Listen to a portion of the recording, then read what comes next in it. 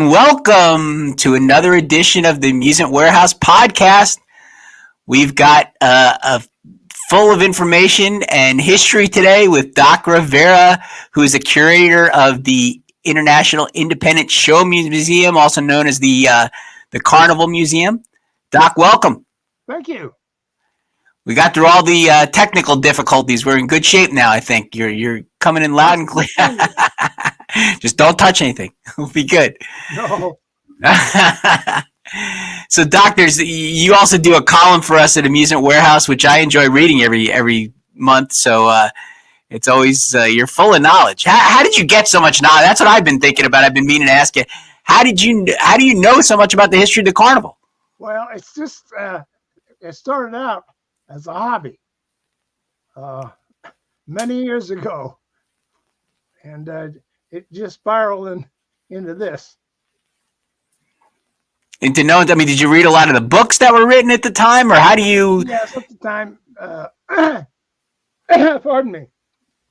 I read, of course, McKinnon's book, The History of the Carnival, and as far as I'm concerned, it's one of the best books ever written. It'll last forever. And once I read that, I was hooked. I wanted to know more. I think you just hit something that turned your videos. I didn't hit it. I promise you. Okay. Well, you're a little green right now. McKinnon's book is great, and all the ones that were written that go over the individual carnivals too are really really interesting as well. That I've read some of those. It's interesting how people took that up as a hobby to kind of chronicle the history of the carnival and all the things that go on. There's so much history in the Billboard magazines, the earlier billboards, and it's a wonderful thing. If you can get your hands on a few copies of those, you can really enlighten and educate yourself. Absolutely. So, headed back to the beginning, how did carnivals get started? What got everybody started with the rides and where we're going today? It kind of took off in stages. Most people credit the Columbian World's Exposition, the Chicago World's Fair, with the onset of the carnival business. But there were carnivals around. They just weren't organized carnivals. There was people that owned, say, wooden Ferris wheels and what we call back end shows. And they were just laying them down any place they could. But with the advent of the Columbian World's Exposition, everybody came together for that 6 months. And that kind of showed them what an organized carnival could do.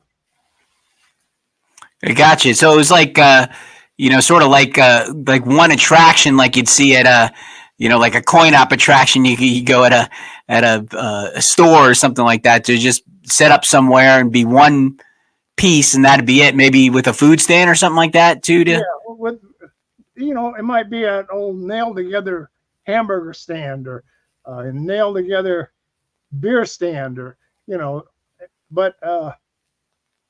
When the Columbian World's Exposition happened in 1893, they gave it a better look, and everything was organized. They had organized opening hours, closing hours, and people were able to exchange ideas.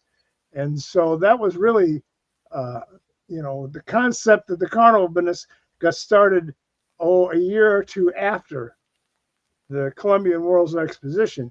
But it gave everybody a taste of how an organized carnival could be operated. Probably the one of the best things that ever came out of there that affected the carnival business was that back end show, Little Egypt. Everybody's heard of Little Egypt? I'm sure. Have you heard of Little Egypt? Actually, I haven't. Well, Little Egypt, she walks, she talks, she crawls on her belly like a reptile. Little Egypt was a dancer that did the belly dance, and she wasn't even from Egypt. She was from Syria, and she was the wife of a Greek local restaurateur there in Chicago. And she did the belly dance. It was scandalous at the time. You got to remember, this is Victorian times. Mm-hmm. Several of the women organized, rallied against her, and they contacted the local Chicago paper and lodged their complaints, which everybody just loved because advertising in any form. Right, right. And actually, the show was put on by a promoter named Saul Bloom. And when the fair was over, every carnival in America carried some type of Little Egypt show. Huh. Whether it was a Little Egypt, a takeoff of Little Egypt. It might be the Oriental dancers. It could be any name, but that was the precept. That started the girl shows. And of course, the girl shows have always been the premier show on every midway. Of course, there are no shows today, but at the time, no matter how many shows were on the midway, the girl show was always considered to be the premier of all the shows. So when it started, it was less rides, more shows, basically. It was really no rides. Rides hadn't been invented yet. Rides didn't come around till the 1920s. There was always a merry-go-round, a carousel, right, and a Ferris wheel, because at the Columbian World's Exposition, George Washington Gale Ferris put this huge 246 foot high Ferris wheel up, and it could operate. It carried 2,000, a little over 2,000 passengers at once, in one ride. And he's also credited with inventing the Ferris wheel, but he didn't invent it. There were Ferris wheels around in some form many years before he debuted with his. His was admittedly the biggest, though. Yeah, that's a tall wheel, especially for back then. Yeah. And that had to go up piece by piece, I guess. That must have been some project. It took almost 2 years to build it. Wow. And Ferris wasn't a ride builder. He was a bridge builder. But he had been contacted by the Chicago World's Fair a few years prior to the Chicago World's Fair. Paris had their World's Fair. And in their World's Fair, they had erected the Eiffel Tower.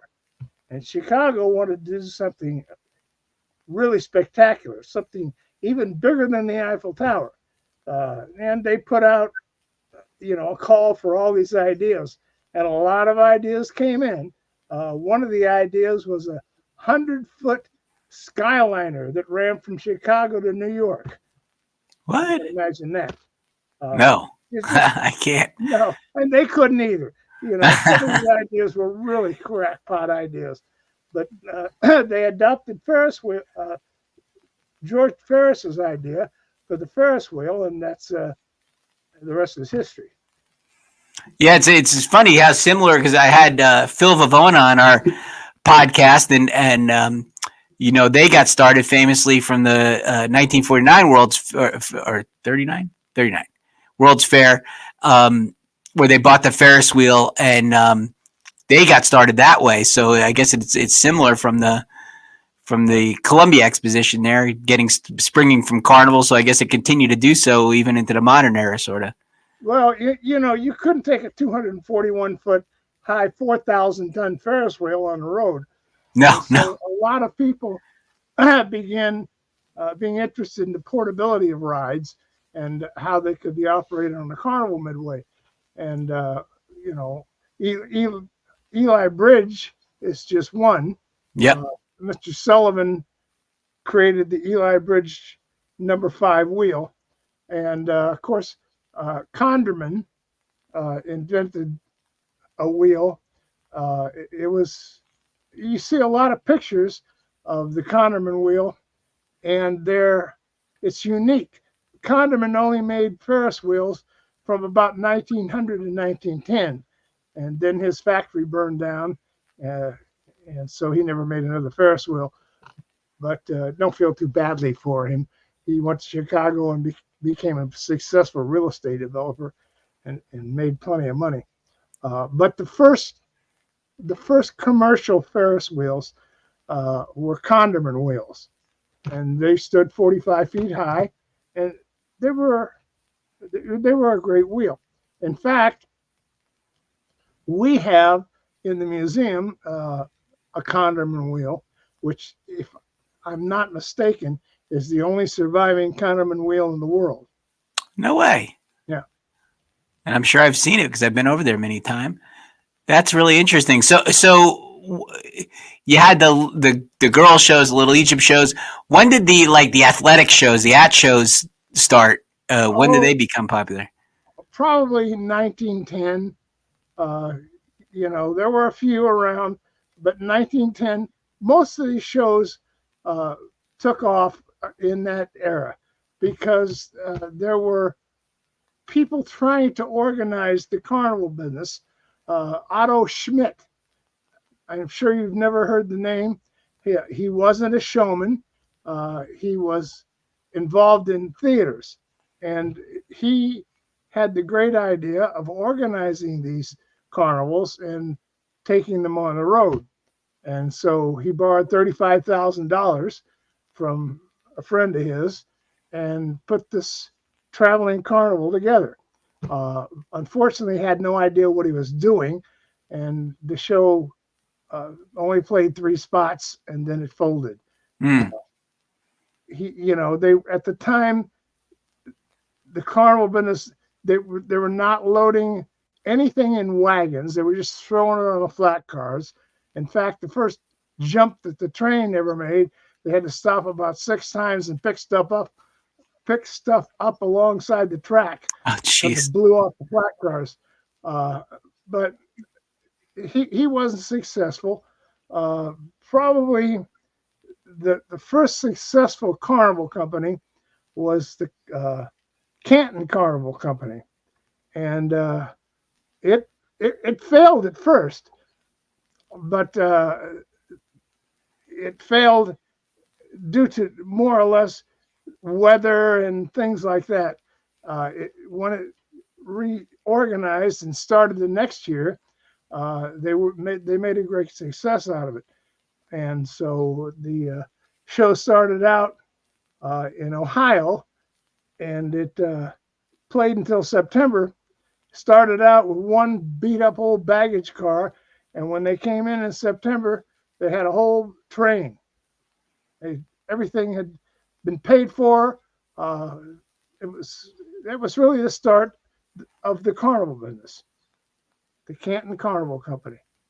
And what year was that, Doc? I'm going to tell you, I don't have everything in front of me, but around 1902. Okay, so it's still pre-ride times. Right. There were really no rides. The first ride, I think, that came along that was commercially successful was the Whip. Whip, right? Yep. And there's I am still trying to trace down the initial date. Some people say 1914. Some people say 1904. I tend to believe it was 1914. The Whip became a commercially viable ride, but they had all different kinds of unique, one-of-a-kind rides, and they just never were commercially successful. It's funny because we talk about these early things as carnivals, and then later on, when the rides became more the premier attraction, it changed. But back then, I guess it wasn't geared towards kids as much. Is that fair to say? It was geared towards families. One of the big things that was an attraction on an old carnival was the trained animal shows. Okay. And there were 2 or 3 of these trained animal shows. I wish I had all my stuff with me. they were unique because most of these successful trained animal shows immigrated from Europe. They came over here. Most of them came over on an old tramp steamer that landed in Coney Island, and they put they were really instrumental in organizing the carnival. Uh, they organized the way that a carnival's loaded on a train, Hmm. but it wasn't the circuses that did that. It was some folks from Europe. That's interesting. So from 1900 or so to 1920, before the rides became popular, most of these shows were, or most of these, when I say shows, I mean carnivals, were made up of what? Of mostly shows and maybe some food stands, or what? What did a It was typical carnival look like? mostly shows. They'd have a Ferris wheel and a merry-go-round, and the rest would be back-end shows. And they were very unique shows. Uh, they just about anything you can imagine, enterprising carnival men made a show out of. Uh, not just not just the girl shows, or pardon me, the ad shows. There were, like I say, the trained animal shows. Uh, just everything you can think of. So in that show, they were wrestling what? Mostly bears would wrestle a No, no, person. no. They take on all comers. They wrestlers and boxers. Wrestlers and boxers. Oh, just take on anybody from the audience. Yep, anybody. And they, you know, the carnival business was the time that we're talking about was really the wild, wild west of carnival business. They did anything they could think of, and there was nothing off limits. And, you know, they had, for instance, the 49er camps. And those were shows. They were made to emulate the scenarios of the 49 49er California 49er gold rush camps. But then they graduated into something that was, you know, they had open bars that served whiskey, and they had young ladies that started out just dancers, you know, 10 cents a dance. Then later on, they were prostitutes. They have a big old hay bale behind the tent, and they wrestle their customers. They got to be so bad and so rough that there were gunfights out in front of not stage gunfights like you'd see in Disney World, actual gunfights and stabbings and everything. And so it was the carnival industry themselves that shut the 49er camps down, because they were getting so bad that a carnival just couldn't play the same town twice. You know, they had a carnival that carried the 49er camp got the reputation as just being a slash and bang carnival, and they didn't want them around anymore. So the carnival industry themselves got rid of the 49er camps. But there were a lot of other shows that, you know, now those aren't to be confused with a Wild West show. A lot of carnivals carried a small Wild West show, and they were great. You know, they were just what you would imagine a Wild West show to be. And there were, for instance, Hawaiian shows. You got to remember now, it's the turn of the 20th century, and Hawaii might as well be Mars for most people, because most people were, this was an agrarian society, all farms and rural areas at this time. The big industrial revolution was taking place in the cities, and it was mostly immigrant labor.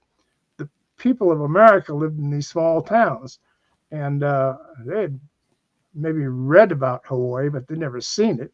So when a show came to town, had a Hawaiian show, that was a big thing. Of course, they advertised the girls as they'd have 2 or 3, maybe 4 or 5 Hawaiian dancers out there in grass skirts doing the hula, and people didn't really know. They were amazed by this.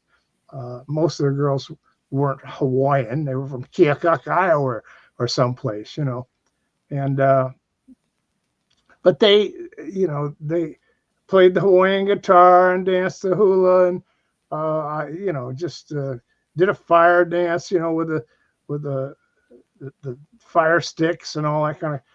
But it was an amazing thing. You got to remember, these weren't sophisticated audiences like we have today. They weren't as educated. They didn't have computers and iPhones and any of that kind of stuff. If they had a magic show, most magic shows today, we go, kids' birthday parties. But in those days, magic was a big thing. They were just amazed by the simplest of magic tricks. Mm. And the way they were set up, though, business wise, would the carnival own all the shows, and would you pay by the show, or how did it work? Well, the carnivals didn't own the shows. They might own one, but mostly they were all independent.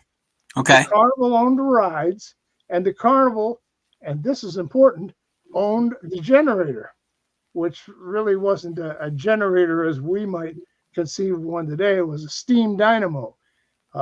All the rides were run by steam, and the dynamo was run by steam.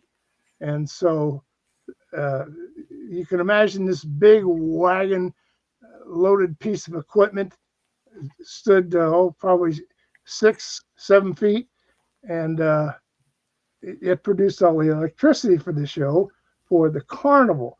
It probably only produced 40-45 kilowatts of electricity. It's a huge thing, but it was an amazing thing. The carnivals had electricity when most small towns didn't. Mm.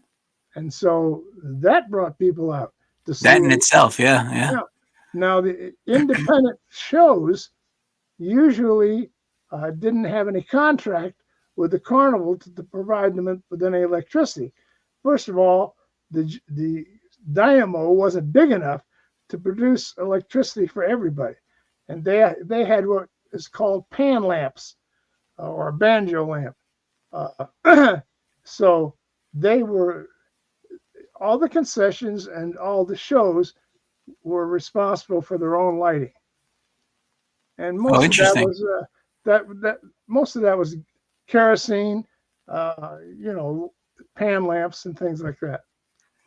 So would you pay? You wouldn't pay an admission to get in. You would pay by each attraction. Is that how it worked? Yeah, pretty much. That's the way it worked up to the 1960s.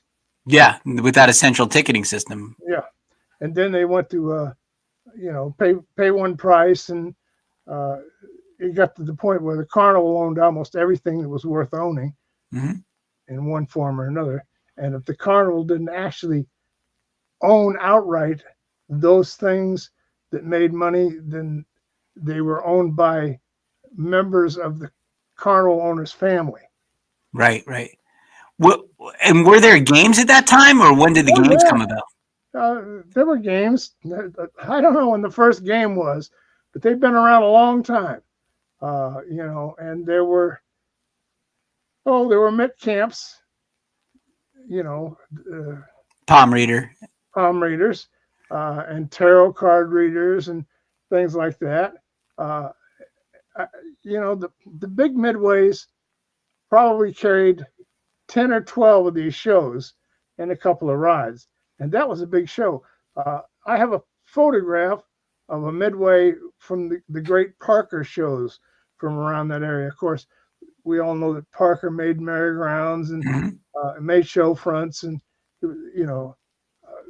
but they had their own carnivals out too. In fact, they got a lot of these early carnival owners started in the business because they would lease the show out. Maybe not the route, but the whole show. So if you wanted to get involved in the carnival business, you went and saw Parker, and he'd put you in a show. Huh. And these routes would consist of how many spots? Like, what was their season look like, and would they go to the same places year after year, or? Well, they would try, especially if the spot was worth playing. Uh, you know, the early spots uh, were just getting started. Understand that when I say spots, a lot of people identify spots with fairs, and the county fairs were not the first target of these carnivals. They Yeah, were playing street fairs because they could play street fairs for a whole lot less money.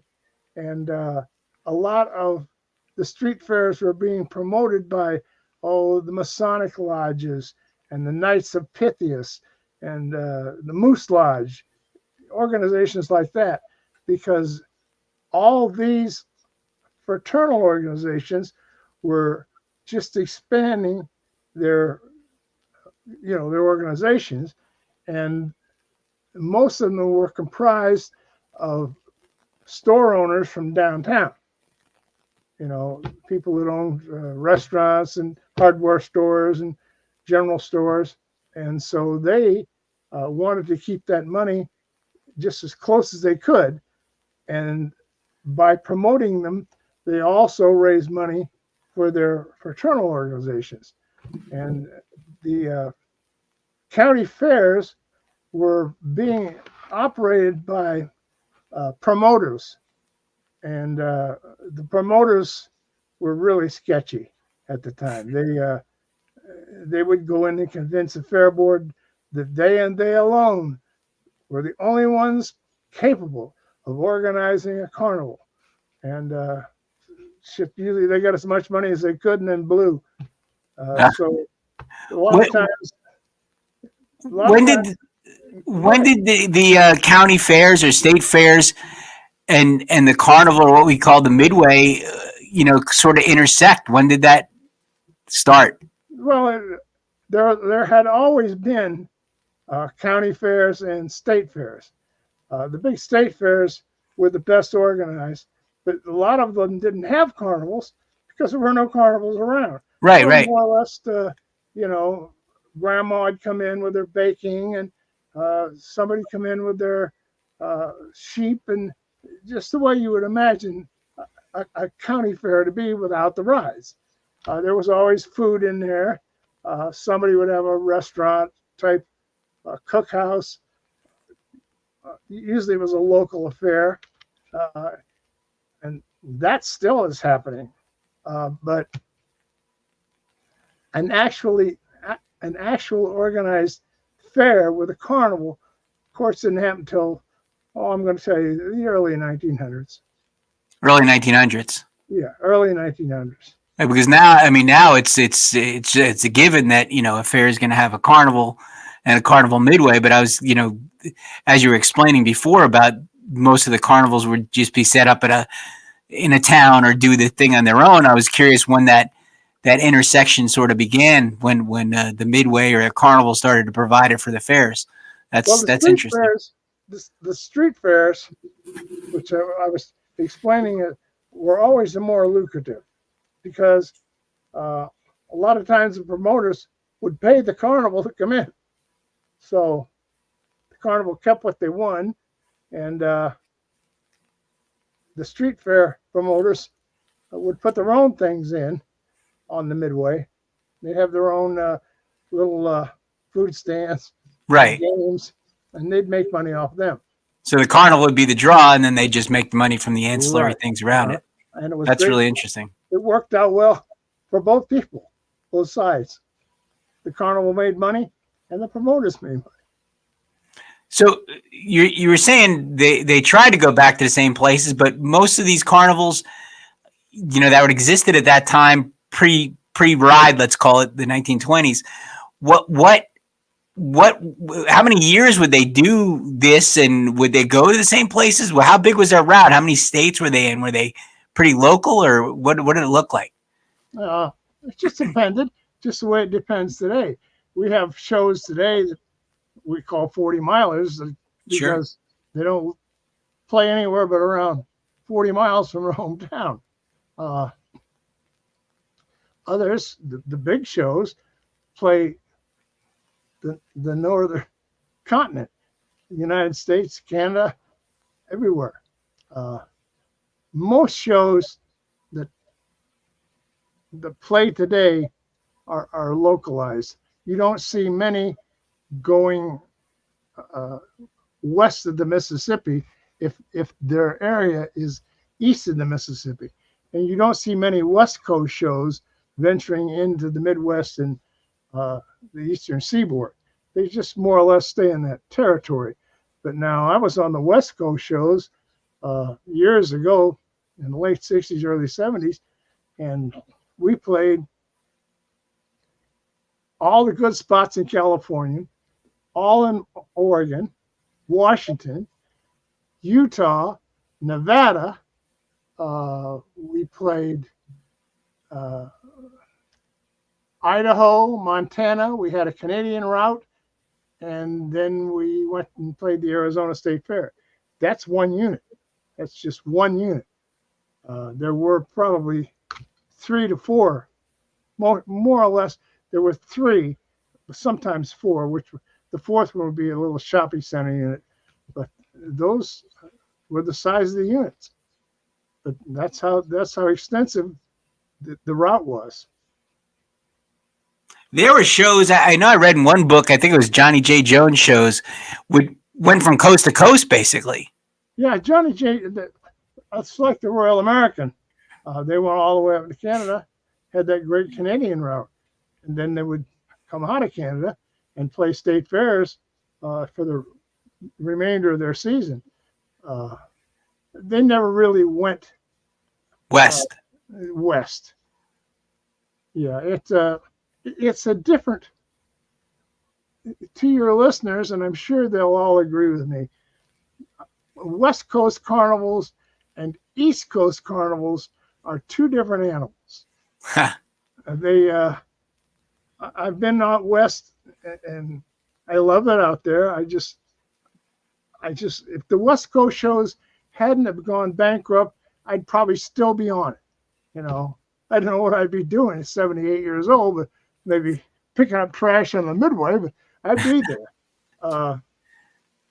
The East Coast carnivals, I've had my greatest life experiences on East Coast carnivals. I just love them, but they're different. There's a great difference, and people. What is that difference? What makes them different? It's hard to define. Maybe it's attitude. They're just different operationally, and of course, California. One of the main differences is California has mountains. I know you're going to say, "Well, the East Coast has mountains." Look at the No, I would.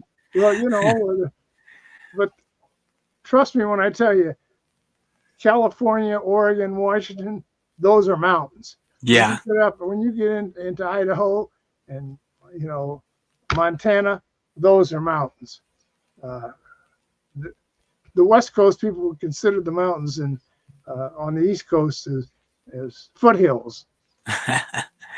But because of that, the transportation is you have to have bigger, more powerful trucks out there. You have to have there are just certain restrictions out there, especially in California, that you don't have on the East Coast, which is one of the reasons I went from California to the East Coast, because it was for one thing, it was difficult to operate a carnival truck on those freeways out there. It was just so packed, and I didn't like all that, maybe call it closeness of the population. I wanted a little more room to breathe, and so I came up to the East Coast. For a while there, it was great, but now it's about the same on both coasts anymore, especially living here in Florida. Sometimes I can't tell the difference. Between these. Yeah, I mean, there's a few shows that still still travel pretty far. I mean, name comes to mind, goes pretty far. RCS Uh, goes all the way east to Texas, and sometimes sent a few rides out. Wade shows played the New Mexico State Fair, as far west as the New Mexico State Fair for several years, and goes to Oklahoma now. So I guess there's a few that still travel a big distance, still move across the country. of course, it We're was close to it. easier. It was easier in the earlier days. When I say earlier, I mean up till the 1950s, because most shows of any size travel by rail. Right. Those big rail shows were 50, 60, 70 cars. The Royal American was 93 cars, railroad cars. It's a big train. That train stretched over a mile long.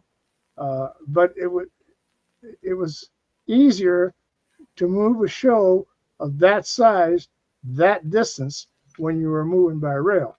Because, of course, you didn't have all the drivers to worry about, which is the main thing. Finding help. I guess it was all or nothing. Either the train made it or it didn't. Whereas you get 100 trucks, some of them wouldn't Then make at it. 100 drivers, and you're probably more aware than anybody of the disadvantages of procuring help these days. Mm. And so if you've got 100 trucks to move, you need 100 drivers. That means they have to all have CDLs. Right. That's a wonderful thing, but you're not going to get those CDL drivers, out of Mexico or Venezuela. Yeah, I had Tommy Coughing on a couple weeks ago on the podcast, and he was telling me when he was younger and Conklin shows first got the A circuit that he had a late truck to go out. I think it was somewhere out west, Winnipeg or someplace like that, and he said that he took the road and he would stop and pick up all the stuff all the trucks had dropped along the way as he went. He said he came with the whole load full of stuff when he got there. So I see what you're saying with that.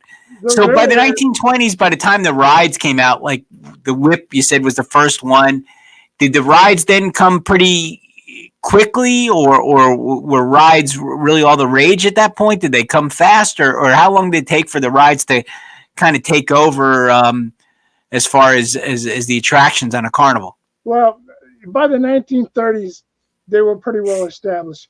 Of course, you had Iley Aircraft, and they came out with their versions of the Octopus and the Rollaplane and the Lupaplane, and then you had Sellner, who came out with the Tilt-A-Roll in 1926, and so he's one. But Scrambler. The Scrambler came along a little later. But Eli Bridge. You had individuals like Maine Zillions. You probably never heard of them. No, I never have.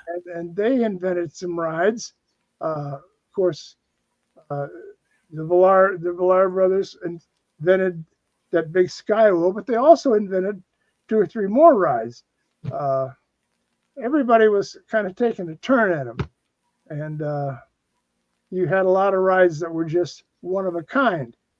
And a lot of those one of a kind rides ended up on the Johnny J. Jones show. Oh yeah, yeah. They ran for 4 or 5 years on the Johnny J. Jones shows, and then he just disappeared. Nobody knows really whatever happened to them. Oh no. Yeah, the Villaris build the Seattle wheel that Drew has now. I know they build the space wheels, the double sky wheels. I don't know if that's a Villar Brothers or not. It probably is. If it's space wheels, it's Villar Brothers. Is that what it is? No, it's not a space. They built the space wheels, I know, but I think there are 2 of them. But I thought that the Seattle wheel was also built by Villari Brothers. I hope to have Jimmy Drew on the podcast soon. I'll ask him. No, it was. Villar Brothers built. It was built. The space wheel was built for the Seattle World's Fair. And it was designed for the Seattle World's Fair. And Royal American had it, for as long as they were in business.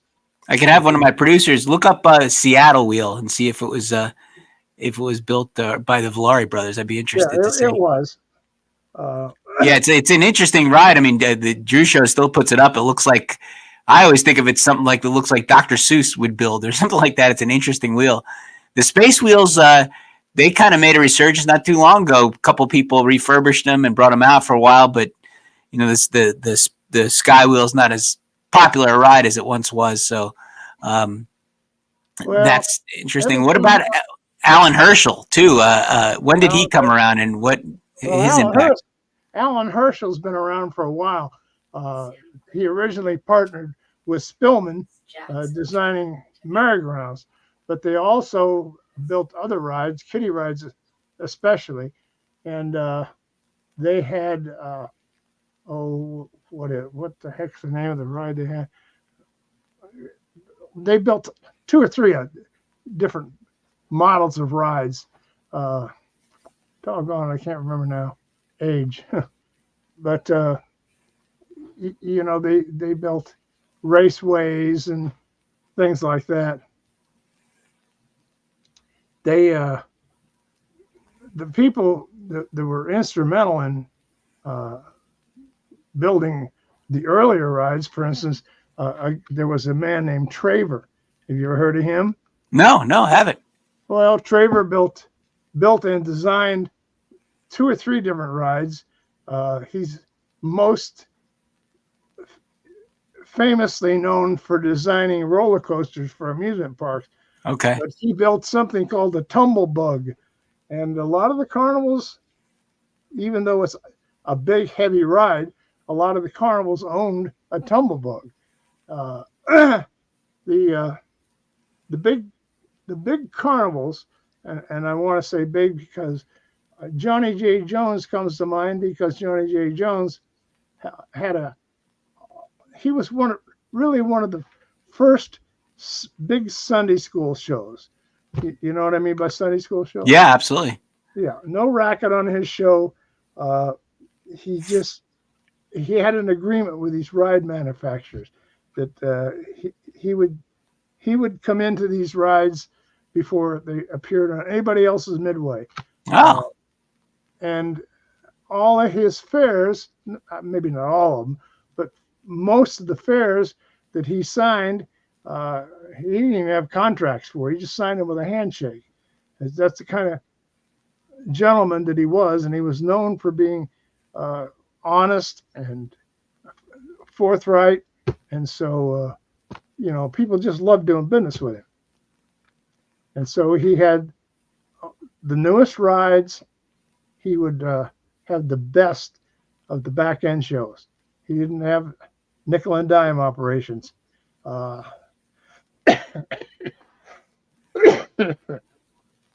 apologize. Lungs. He had only the best, only the brightest and most popular games, back end shows, nothing dishonest on his midway. And for the era that he was operating, that was unique. When did he operate? What years? From when to when? Do you know? Yeah, he operated from about 1914 until 1930. Oh, wow. When he operated in 1930, of course, the Great Depression had just kicked in. And he died of renal failure in 1930.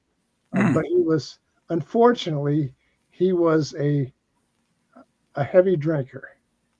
And actually, what killed him was the alcohol. But his wife took the show over and operated it successfully for another 2 or 3 decades. Oh, wow. And it was a big, big show. And so some of these other shows, and I don't know when they started exactly, but you hear about Reuben and Cherry and Setlin and Wilson, and of course Straight Shows has been around forever. Reithofer shows claims a long lineage. I'm not sure when they actually became big, but there's so many big shows that Royal American, of course. I don't know how I forgot them for a second, but what were all those shows like, and how long? What were their?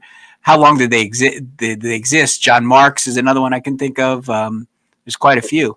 Well, when you say big, it's kind of a relative term. Yeah. They were big when shows were small. They were just as small as everybody else, and they graduated into being big as carnivals increased in size. They went along with them. I think. Reuben and Cherry, of course, got bought out. A lot of it ended up over with Royal American. It was sold at auction. A lot of these shows didn't make it to the end of the Great Depression. They tried, and some of them even thrived in the midst of the Great Depression. What happens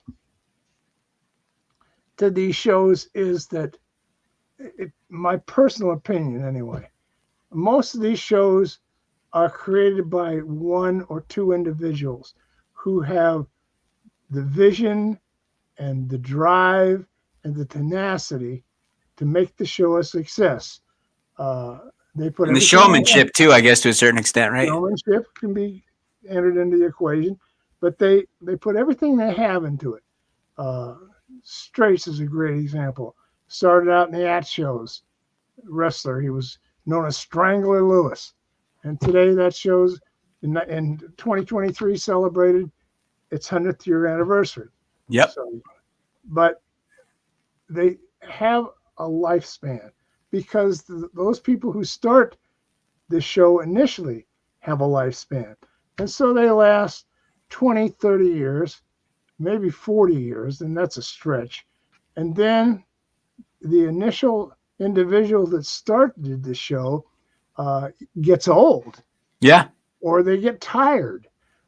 And then they pass the show along to their relatives. Usually it's a son.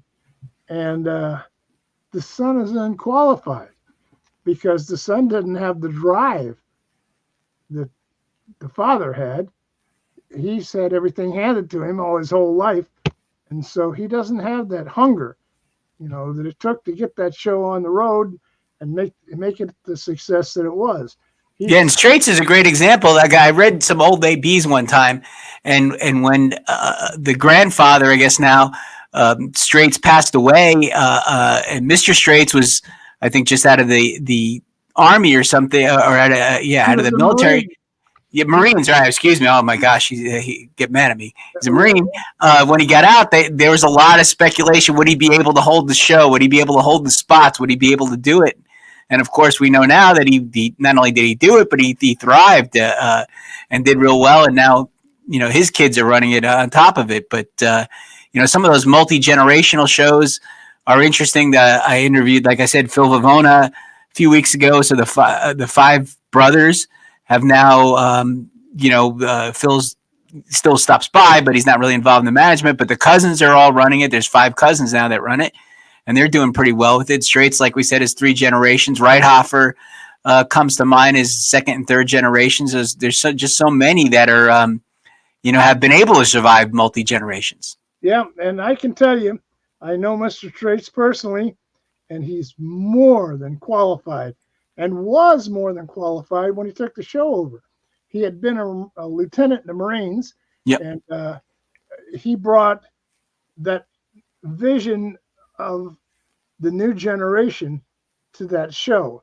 And if it hadn't have been for him, the show would have foundered.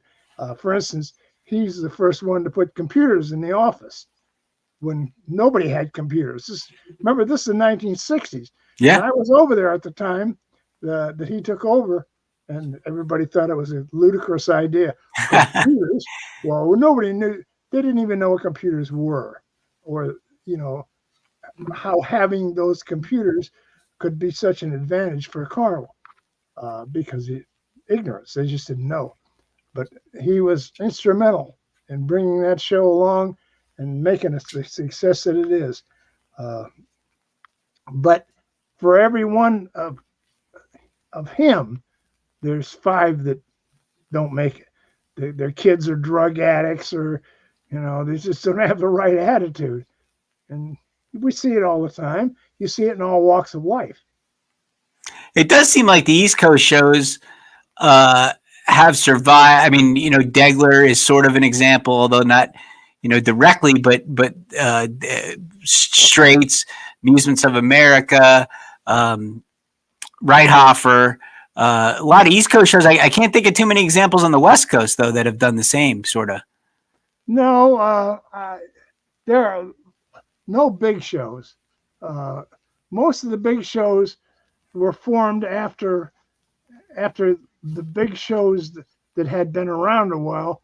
I once again I harken back to the West Coast shows. It had been owned by 2 Greek individuals, Mike Rikos and Louis Elias, and they had won the show in a card game. Oh, jeez. That's why all the trucks. Was that the prize, or was that they lost and they had to get the show? All of the trucks were numbered. The last numbers was 6 and 8, because that's what they'd won. That's the hand they'd won with. Oh my gosh!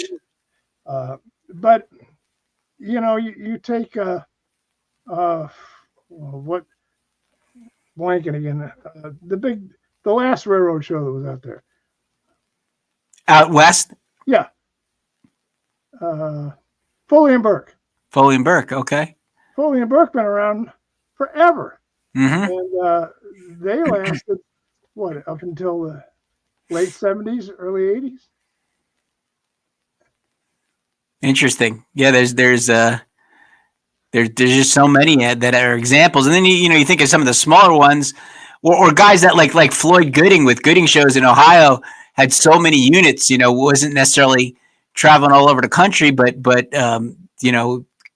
Ohio, he was the, he had everything basically for a long time. Some of the Chicago guys that play around up there, there's so many carnivals up there that have been around a long time. Windy City Amusements, I guess, is another one that's in the second generation, at least, and into the third generation. But, those guys, like you said, stay regional or stay local, as opposed to, moving about the country and doing the thing that some shows do. Well, when you have a show like the West Coast shows, Foley and Burke, those 2 carnivals just by themselves had pretty much every spot worth playing in California. The West Coast shows went to Oregon and Washington, Montana, Idaho. All, they played state fairs. Every show, every spot that was worth playing in those states, one of these carnivals played. So now when they go out of business, that creates a big vacuum. Big vacuum. I neglected to mention Butler shows is multi-generational. That I should have. They are, and Butler got his start on the West Coast shows. Yeah. It was, I remember when Butler was over there. They had they have over there an umbrella ride and a scrambler. Was that it? Or was that Lopez? When I first sort of came into the business, and it's only, been 20 some years, I remember there was West Coast, there was Davis, RCS, who's, still around and still thriving. Butler, B&B was big out there, and at least half or so are the carnivals that were big then are gone, and Carnival Time. Carnival Time shows, right? Yep. Uh-huh. Yeah, those, people get old and they get tired. Man, this business will take it out of you, Sam Johnston had a couple of units. Yes, he did. But you spend 40 years beating your head against the wall on those midways and, trying to solve all the problems that comes along with owning a big carnival. You're pretty well exhausted after 40 years. You're ready to retire. We've only got a couple of minutes left in our hour. I can't believe it already, but tell us a little bit about the museum, and if you visit, what you can expect to see. Well, the museum started out when I took it over in 2013. was mostly piles of stuff on the floor, like a big warehouse. It didn't have any organization. Nobody knew what went where, any of the history of the pieces. But over the years now, we've organized it. And of course, you've been through the museum. So you know that it's organized now in exhibits. Most of the exhibits are self-explanatory. We've developed big posters to explain what everything is and some of the history on it. And, we have 2 big floors, and we're adding to it all the time. In fact, I've got the exhibit I'm working on now. I just finished one, and I'm working on another one that will be an arcade exhibit with some really great old arcade machines. The Lake family is so generous in donating pieces like this. We have 4 or 5 years worth of stuff accumulated that we have in exhibits from the Lake family. I can't say enough about them. They're just great. The exhibit I just got through building explains in detail when the movies came to the Carnival, because you may or may not know, but Tom Galen. Movies were being produced during the early part of the 20th century, but they had really no place to show them. A lot of these small towns weren't even wired for electricity yet. And so a lot of times the first movie that people from America ever saw was in the back of an old stuffy carnival tent. And so we explained that to them. One of the first movies that they saw was, of course, the Great Train Robbery from 1904. And they were so amazed by this. When it showed the train in the, you would think it was foolish now, but they showed the train coming around the track head on. Some of the men raced out of the tent, and some of the ladies almost fainted because they thought the train was going to hit them. We have, of course, like I explained, a Connerman Ferris wheel. It still turns just like it did over 100 years ago. A little slower than that. It turned over 100 years ago, but it's turning. And, we have a small kiddie merry-go-round in there. It's all been restored. It's a beautiful merry-go-round. We have all kinds of exhibits showcasing a lot of the things that comprise show business at that time. Minstrel shows, very racially charged by today's standards. In fact, I got some argument from my board of directors when I built that thing. You can't put a minstrel show up there while those people will be inflamed. They'll be enraged. They'll storm out of the museum. I said, not if it's done properly. They won't. I'm one of those people who believes you can't cherry pick history. And they were a part of our business. Pardon me. And so, garbage call. And so I created this minstrel show exhibit, and everybody who's ever come through there, regardless of their race, has said, wow, what a great exhibit this is. So informative. We didn't even know this kind of stuff existed. Yeah, the history is amazing. And you're open on the weekends, Saturdays and Sundays? Noon to 5, every weekend, rain or shine. Every weekend, rain or shine. And we have thousands of exhibits. Yeah, you do. And there's like a little bit of video too upstairs, and maybe we could record a podcast there next year during the trade show, which will be interesting. Well, one of the projects that we're working on right now is a documentary showcasing the history of the carnival business. It's a work in progress, and I can tell you, I'm not Cecil B. DeMille. Well, you have to come back and update us on that as that progresses, because we'd be real interested to hear about it. But I appreciate all the. I mean, I think we only touched on the history. I appreciate everything you got given us, and hopefully you'll come back soon and update us with things that are new. Okay, I make a point of it. I can. Thank you so much, Doc. I appreciate it. Thank you for having me. My pleasure. And hello to all the audience out there.